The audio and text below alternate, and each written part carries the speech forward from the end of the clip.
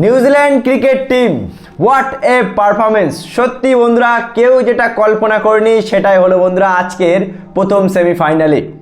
আজকে কি সত্যি সত্যি নিউজিল্যান্ড দল দক্ষিণ আফ্রিকার বিরুদ্ধে ম্যাচ খেলছিল বন্ধুরা, না উগান্ডার সাথে ম্যাচ খেলছিল? দক্ষিণ আফ্রিকা প্রথমে ব্যাটিং করে 169 রান করে, আর 170 রান টার্গেট দেয় নিউজিল্যান্ডকে। যে 170 রান নিউজিল্যান্ড মাত্র 12 ওভার 5 বলে 9 উইকেটে চেস। ফিন অ্যালান 33 বলে 100। টি-20 বিশ্বকাপের ইতিহাসে সবথেকে সর্বোচ্চ হাইয়েস্ট রান, নকআউট স্টেজের সবথেকে ভালো পারফরমেন্স ফিন অ্যালান, এজন্য সাক্ষা এলিয়েন বন্ধুরা।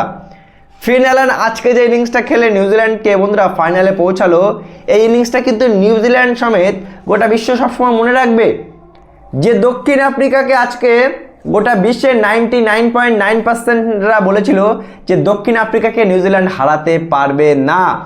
তার কারণ দক্ষিণ আফ্রিকা টানা 7টা ম্যাচ জিতে এবারের সেমিফাইনালে এসেছিল, কিন্তু ইডেন গার্ডেন অভাগা স্টেডিয়াম দক্ষিণ আফ্রিকার জন্য।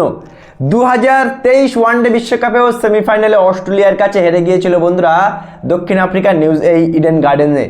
আর আজকে টি-20 বিশ্বকাপ 2026-এও নিউজিল্যান্ডের কাছে সেই ইডেন গার্ডেনে একতরফা হেরে গেল বন্ধুরা।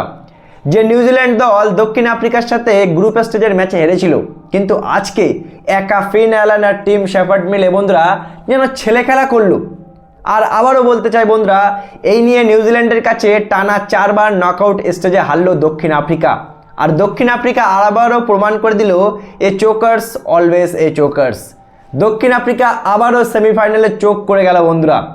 যে দক্ষিণ আফ্রিকা টানা ম্যাচ জিতছিল, কেউ কল্পনা করেনি, আমিও কল্পনা করিনি বন্ধুরা আজকে দক্ষিণ আফ্রিকা হারবে। হারলো তো হারলো, একেবারেই জঘন্য একতরফা হেরে গেল বন্ধুরা। 9 উইকেটে হারিয়ে দিয়ে দক্ষিণ আফ্রিকাকে নিউজিল্যান্ড তো পৌঁছে গেল ফাইনালে বন্ধুরা। এবার কালকে ইংল্যান্ডকে হারিয়ে দিয়ে আমাদের ভারতের পালা। কি বলবে বন্ধুরা আজকের এই প্রথম সেমিফাইনাল নিয়ে? তোমরা কি কল্পনা করেছিলে নিউজিল্যান্ড দল দক্ষিণ আফ্রিকাকে হারিয়ে দিয়ে ফাইনালে পৌঁছাবে? অবশ্যই জানাবে কমেন্ট করে। ভিডিওটি ভালো লাগলে শেয়ার করে চ্যানেলটা অবশ্যই সাবস্ক্রাইব করে দেবে।